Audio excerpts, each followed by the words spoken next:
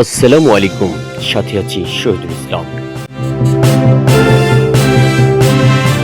সন্ত্রাসী হামলার ক্ষতিপূরণে কোনো প্রকল্প নেই জাতিসংঘে, এমন একটি শিরোনাম উঠে এসেছে বাংলাদেশ প্রতিদিন পত্রিকায়। সম্প্রতি বাংলাদেশের সহিংসতা, সন্ত্রাসী কর্মকাণ্ড, সরকারি বেসরকারি সম্পত্তি ধ্বংসযজ্ঞের উদ্বেগজনক তথ্য পাওয়া যাচ্ছে। এ ধরনের সন্ত্রাসী হামলায় ক্ষতির পরিপ্রেক্ষিতে জাতিসংঘ কোনো ধরনের সহযোগিতার দিগন্ত প্রসারিত করবে কিনা তা নিয়ে জানতে চাওয়া হয়েছে সংস্থাটির মহাসচিব অ্যান্টনিও গুতেরেসের মুখপাত্র স্টিভেন ডুজারিকের কাছে। তিনি বলেন, আন্দোলনের সময় সম্পত্তি বিনষ্ট কিংবা কেউ নিহত হলে তার জন্য জাতিসংঘের পক্ষ থেকে কোনো ধরনের ক্ষতিপূরণের ব্যবস্থা বা প্রকল্প নেই। তবে সংকটকালীন সময়ে সংলাপ আয়োজন এগিয়ে নিতে জাতিসংঘ সবসময় প্রস্তুত আছে। সোমবার দুপুরে নিউ ইয়র্কে জাতিসংঘ সদর দপ্তরে নিয়মিত প্রেস ব্রিফিংকালে বাংলাদেশ প্রতিদিনের জাতিসংঘ সংবাদদাতা লাবলু আনসানের অপর প্রশ্ন ছিল, বাংলাদেশ সরকার আবারও দৃঢ়তার সাথে বলেছে যে সমস্ত হত্যাকাণ্ড এবং সন্ত্রাসী কর্মকাণ্ড সর্বোচ্চ নিরপেক্ষ ও বস্তুনিষ্ঠভাবে তদন্তের মাধ্যমে দায়ী ব্যক্তিদের যে দলের হোক চিহ্নিত এবং বিচারের আওতায় আনা হবে। সরকারের এই উদ্যোগের ব্যাপারে জাতিসংঘের কোনো পর্যবেক্ষণ আছে কি? প্রশ্নের জবাবে ডুজারিক বলেন, অবশ্যই আমাদের পর্যবেক্ষক রয়েছে। আমি মাত্র 2 মিনিট আগে যা বলেছি তার পুনরাবৃত্তি করতে চাই, যা হলো সমস্ত সহিংসতার সঠিক তদন্ত প্রয়োজন।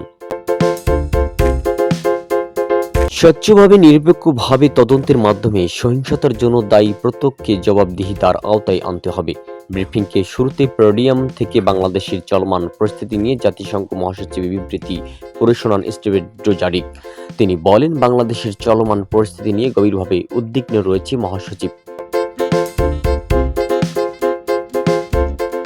শিক্ষার্থীদের বিক্ষোভ সম্পর্কে তিনি জেনেছেন। তিনি শান্ত এবং সংযত থাকার আহ্বান পুনর্ব্যক্ত করেছেন।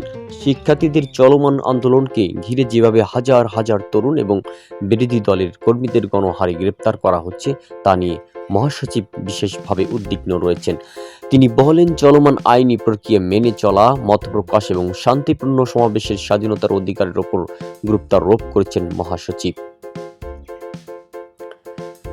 এদিকে আইন শৃঙ্খলা বাহিনীর সদস্যরা যেভাবে বিক্ষোভ দমনে অতিরিক্ত বল প্রয়োগ করেছে এবং মানবাধিকার লঙ্ঘনের বিশ্বাসযোগ্য যেসব প্রমাণের খবর প্রকাশ পেয়েছে তাতে শঙ্কিত তিনি।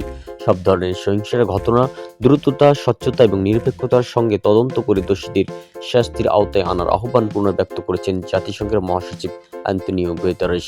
এই ব্যাপারে ডুজারিক বলেন, বাংলাদেশের চলমান পরিস্থিতি নিয়ে ঢাকা এবং নিউ ইয়র্ক উভয় জায়গায় সংশ্লিষ্ট কর্তৃপক্ষের সঙ্গে আমাদের উদ্বেগের বিষয়টি অব্যাহতভাবে বলে যাচ্ছি।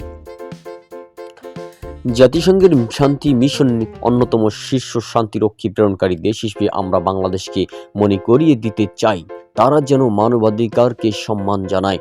তিনি আরও বলেন, বাংলাদেশ কর্তৃপক্ষ আমাদেরকে জানিয়েছে জাতিসংঘের লোগো সম্মিলিত গাড়ি বিক্ষোভ দমনে আর ব্যবহার করা হবে না।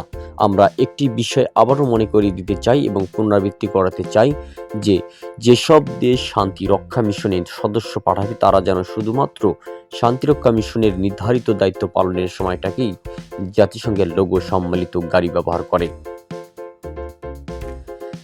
প্রিয় বন্ধুরা, খবরটি ভালো লাগে শেয়ার করুন এবং সাবস্ক্রাইব করে আমাদের